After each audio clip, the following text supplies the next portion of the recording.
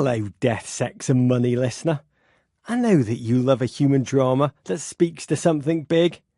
So if I could recommend one new podcast, it's American Fiasco, and not just because it's hosted by me, Roger Bennett.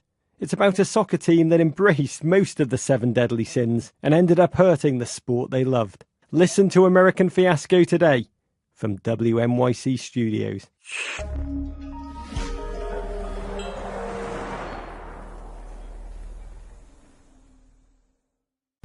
Are you a parent? No. Mm-mm. And how do you feel about that? Oh, I think it sucks. This is Opportunity Costs from Death, Sex, and Money. I immediately thought, oh, he's a rich boy. A series all about class, which we think about a lot. Oh boy, class. And need to talk about more. Money can't buy you class, darlings. I'm Anna Sale. Christine is 42 and lives in Chicago with her husband. They both work in the theater business. She paints sets and backdrops, and they make enough money to get by, but not enough to have much in reserves. Christine really felt that when she was trying to get pregnant and having a hard time. Even just to get to the point to figure out why it was that we were having problems was thousands of dollars later. And how much did access to money, how much did you think about that when you were dealing with infertility? All the time. All the time. I mean, it affected everything. It was like we were paying everything out of our pocket. And there was a large part of me that felt like, you're just going to keep telling me to keep trying naturally because you know I don't have any insurance. And we tried for 7 years, almost 8. Yeah. 7 years is a long time. That's a long time. Yeah. We met Christine through her best friend, Kat. Kat wrote into us when we asked for stories about when you felt most aware of your class. What prompted me to write, I think, is that this is a question that I've been waiting, I feel like really literally 20 years for someone to ask. Kat and Christine met in college. They both moved to Chicago after they graduated. Kat has 2 kids now, but she and Christine both struggled with infertility. And that's when their class differences really became clear and painful. Because Kat had more money, she had more options. I feel the sort of guilt about kids. And I know that she knows about that. We've talked about that before. And when you said you've been waiting for 20 years for the question to be asked, does it not come up directly in conversation? Money comes up, but that's not really the same thing as social class. Do you know what I mean? Mm-hmm. Like social class as a whole is such a broad and I think bigger topic that it's access to money, but it's access to privilege. It's access to more privileged people. It's access to, using the right salad fork. Mm-hmm. That it's not just money. And how do you self-identify class-wise? My husband and I were talking about this last night. We classify ourselves as upper middle class. And where do you think Christine falls? It's hard. I think that her background is working class, but currently she's straddles the working and middle class, I would say. Do you feel guilty about money when you're with Christine? All the time. All the time. I mean, all the time might be a slight exaggeration, but I'm always aware of the fact that it's just the luck of who's who you came out of and how much that predicts, right, for the rest of your life. Who's who? Whether or not, yeah, who's who. Did I mention I went to graduate school for that language? Kat has a PhD in sociology. But unlike now, when she was back in college, she didn't really think much about how different her background was from Christine's.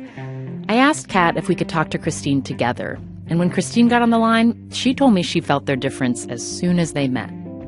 I would go do things like, okay, I'm going to go do my work-study job, and then I'm going to go to my fast food job. and then try to maybe squeeze in like, oh, I'm going to clean this person's house. And though Kat did work while she was in school, it was like, okay, now we're going to go on spring break. And I'm like, well, sorry, I got to work. Kat, was that ever did that ever feel like a bummer? Well, yes, it did. Certainly it was nothing. Christine brings the party wherever she goes. So, of course, it's always a bummer when she can't come. Booyah. But I hadn't really thought about deserved or undeserved access yet, right? At 20. Mm-hmm. How do you self-identify, Christine? If I were to ask your social or economic class. Oh, man. I would say now, close to middle class, maybe lower middle class. And growing up, definitely poorer class. And how do you think of Kat?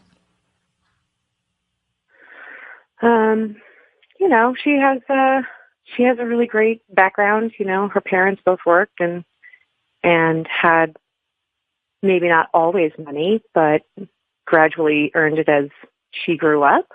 And I would say now she's definitely upper middle class. And this is a big question, but Kat, when you think about what's the most uncomfortable dynamic when you have a very close friend who's in a lower class than you, what do you think of?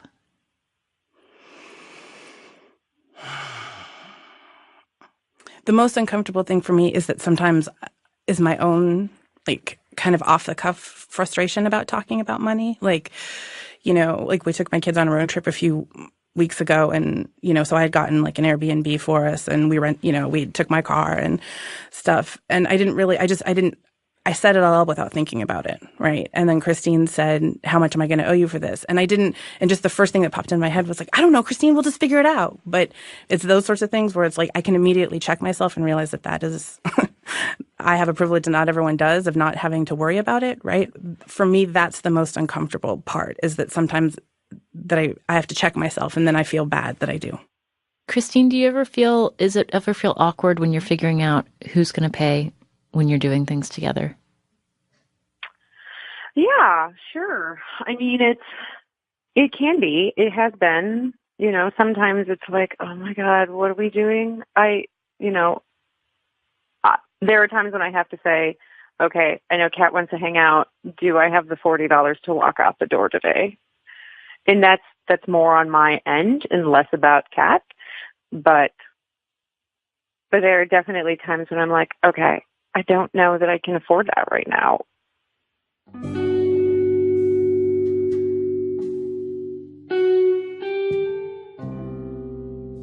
I want to ask you about the kinds of families that you've built in your adult lives and how class has been a part of that.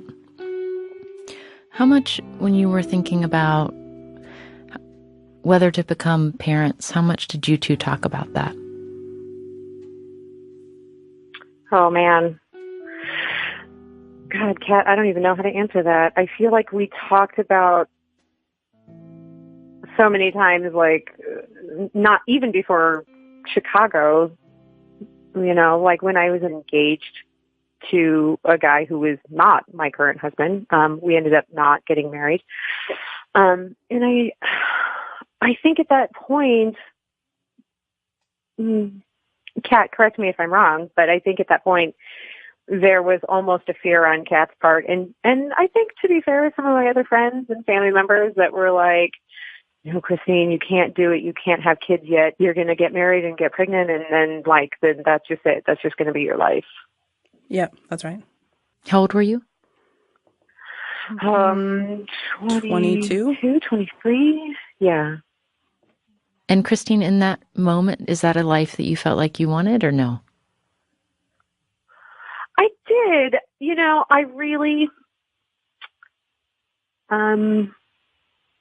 I really wanted what I would have thought of as, at that point, quote unquote, normal family, 2 parents, a couple kids, the house, the car, whatever that looked like at the time.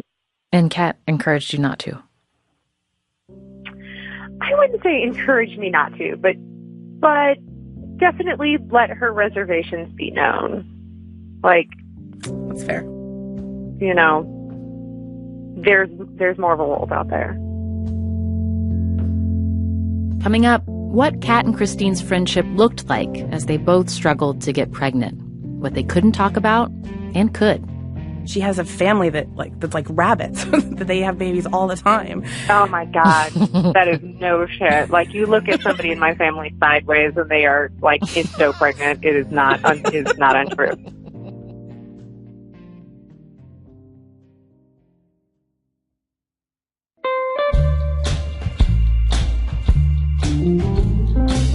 For the last few months, we've been asking you to tell us when you felt your class status. Our thinking was, class is one of those things that can be hard to describe, but you know it when you feel it, especially in relation to other people. More than 400 of you sent in emails and voice memos with your stories and with your definitions of what class means to you. To me, class is a sense of pride or shame. Class isn't about choice. Class is a constantly moving target in the United States of America. Class is bullshit. Class is the things you do and don't have access to, as well as your ability to rebound from inevitable setbacks. I think that class is the type of thing that people can sort of smell it on you. There is so much wrapped up in our class stories. How we fear we're perceived, whether we feel safe, what even feels possible for us. That's why we're calling this series Opportunity Costs. These stories are about more than money and are all very specific to context. So we decided to go deep with 5 conversations. All this week, we'll be releasing an episode a day. Watch for them in your feed or go to deathsexmoney.org/class. There, you'll see a link to BuzzFeed News. They're also running a series of essays and reported stories this week all about class and money in America. One more thing, for fun, we're building a playlist with the songs that you feel like represent your class status. So far, we've gotten some really good answers. Opportunities by the Pet Shop Boys, Recession Blues by B.B. King, Poses by Rufus Wainwright, What About Us by Pink, and Keep On Keepin' On by Curtis Mayfield. We just keep on keeping on. Go to deathsexmoney.org/class to join in. I can't wait to listen to this playlist. On the next episode, Ramal Johnson, the student who worked double shifts at 2 retail jobs last semester to cover his rent. When I think about money, I think about how much I need to survive.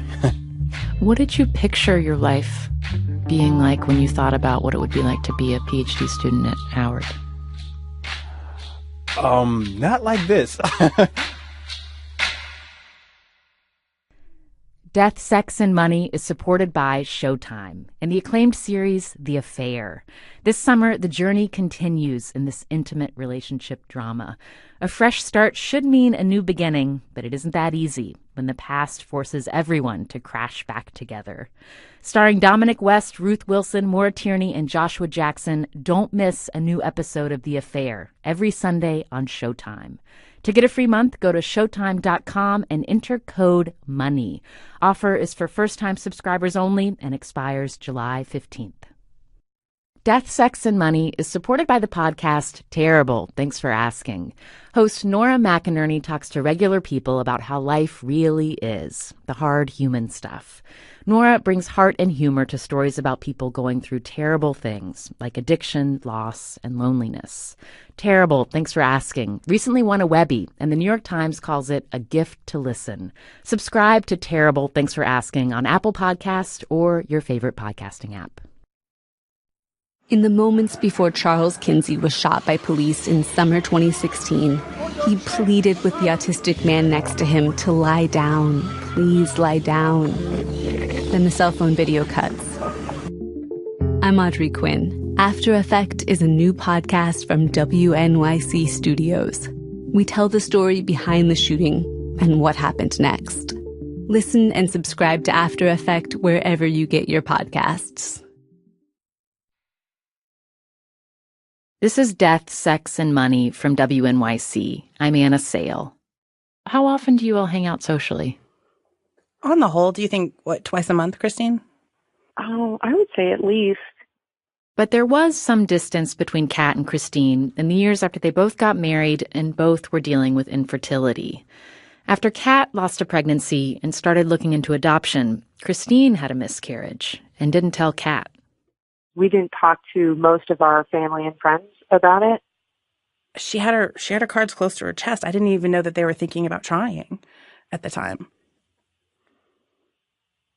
Kat, when you were adopting your first child, because money was involved in that process, did you feel comfortable talking to Christine about that?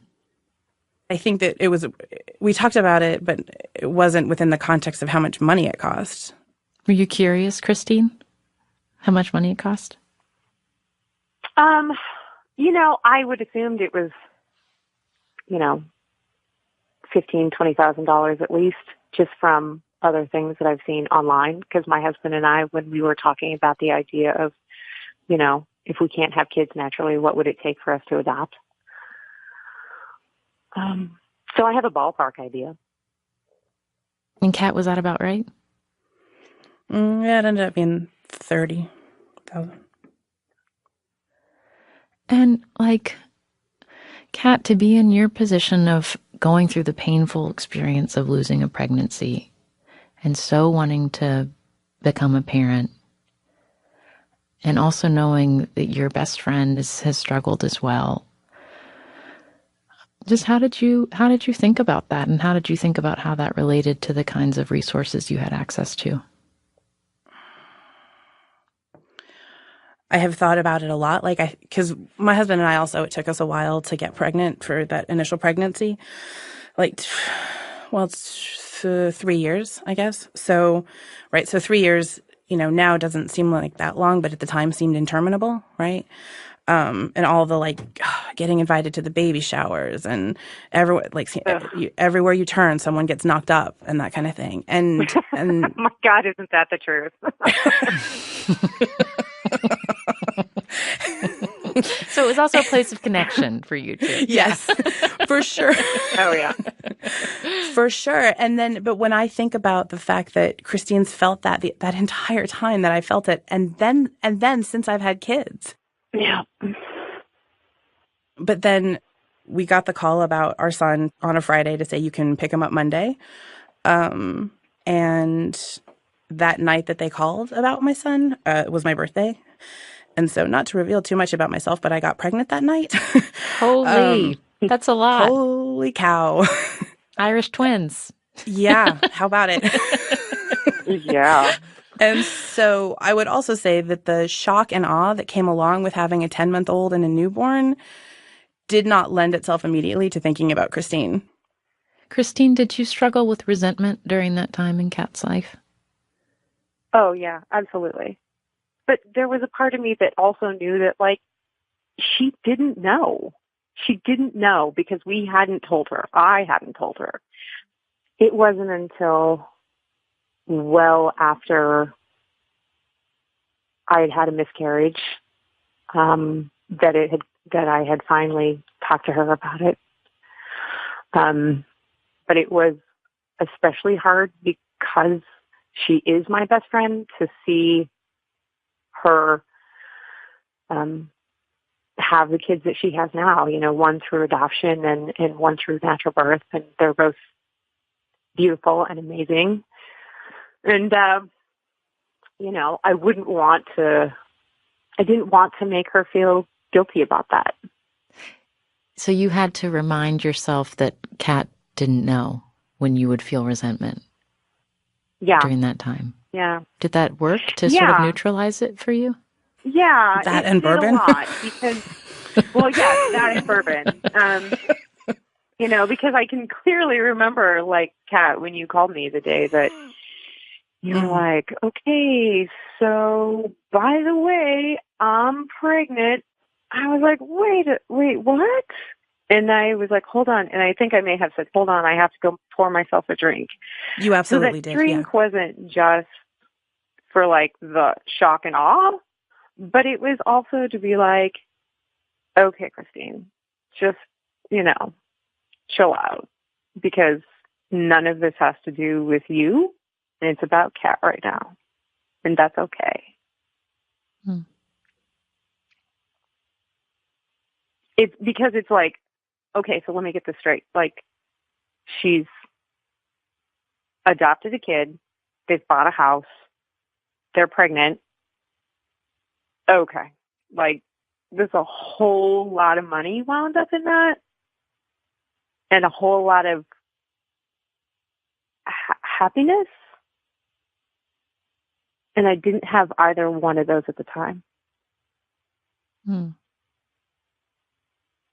But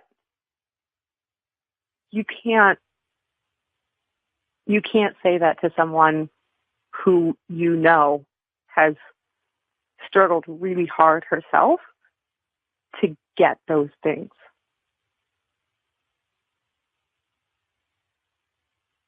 Has Christine ever said that to you in those words, Kat? No. Do you want to say anything? It's, I don't know. No, I love you. There's nothing else to say. I know. I love you too.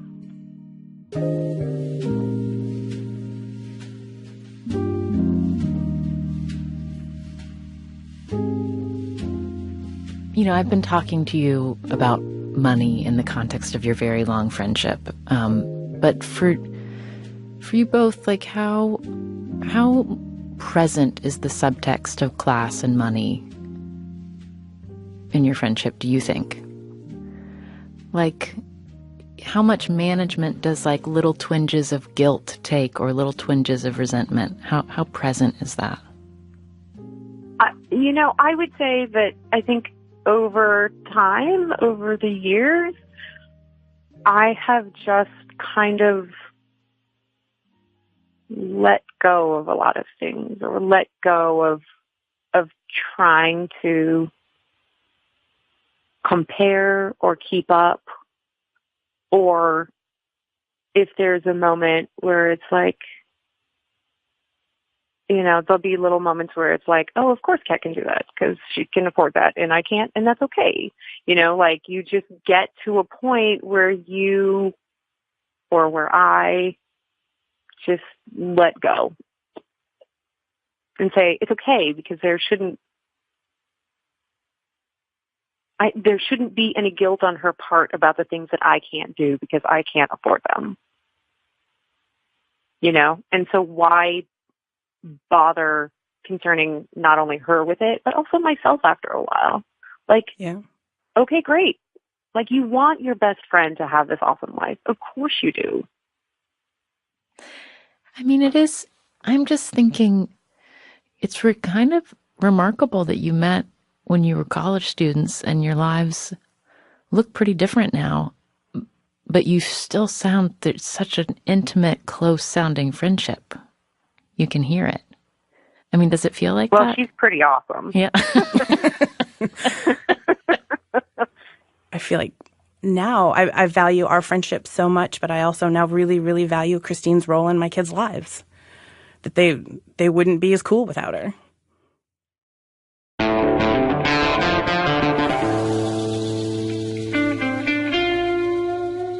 That's best friends Kat and Christine in Chicago.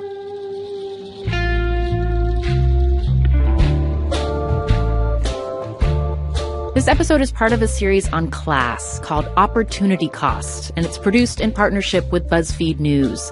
To read and hear more, go to deathsexmoney.org/class. Death, Sex, and Money is a listener-supported production of WNYC Studios in New York.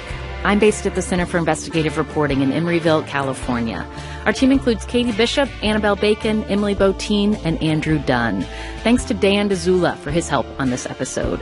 Our interns are Catherine Hsu and Angeli Mercado. The Reverend John DeLure and Steve Lewis wrote our theme music. We're on Facebook, Twitter, and Instagram. Find us at Death, Sex, Money. What are you all going to do now? Oh, we're meeting for a drink afterwards. And I was telling her, we were texting back and forth before I came in. And I said, I don't want to go to this one bar. And she said, no, I've already cried at that one. So we were laughing about, like, what if we made a map of all the bars we've ever cried at together? Wait, do you think you'll cry? Yeah. Is tonight a crying night? Yeah, we pretty much. weren't sure. We didn't know what was going to come up, if it was going to dredge up anything today. We wanted to plan for it. I'm Anna Sale, and this is Death, Sex, and Money from WNYC.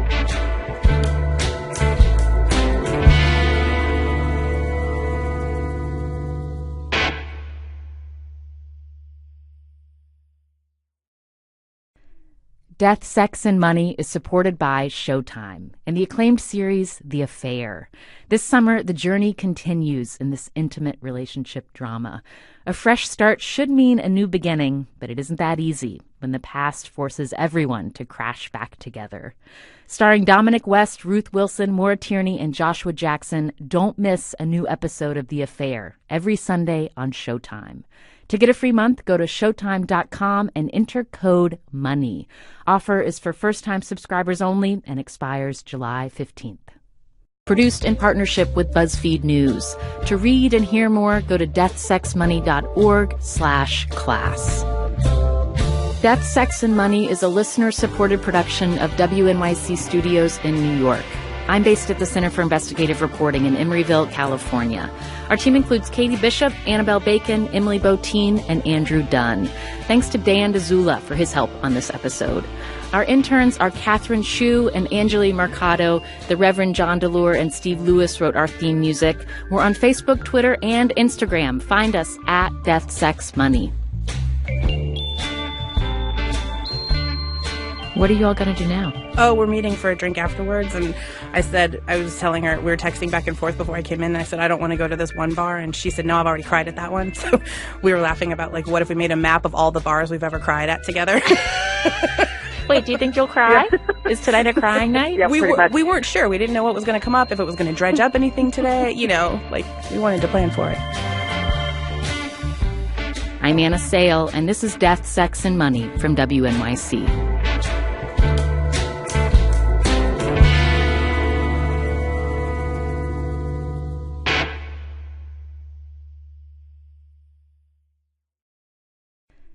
Death, Sex, and Money is supported by Showtime and the acclaimed series The Affair. This summer, the journey continues in this intimate relationship drama. A fresh start should mean a new beginning, but it isn't that easy when the past forces everyone to crash back together. Starring Dominic West, Ruth Wilson, Maura Tierney, and Joshua Jackson, don't miss a new episode of The Affair every Sunday on Showtime. To get a free month, go to Showtime.com and enter code MONEY. Offer is for first-time subscribers only and expires July 15th. A fresh start should mean a new beginning, but it isn't that easy when the past forces everyone to crash back together. Starring Dominic West, Ruth Wilson, Maura Tierney, and Joshua Jackson, don't miss a new episode of The Affair every Sunday on Showtime. To get a free month, go to Showtime.com and enter code MONEY. Offer is for first-time subscribers only and expires July 15th.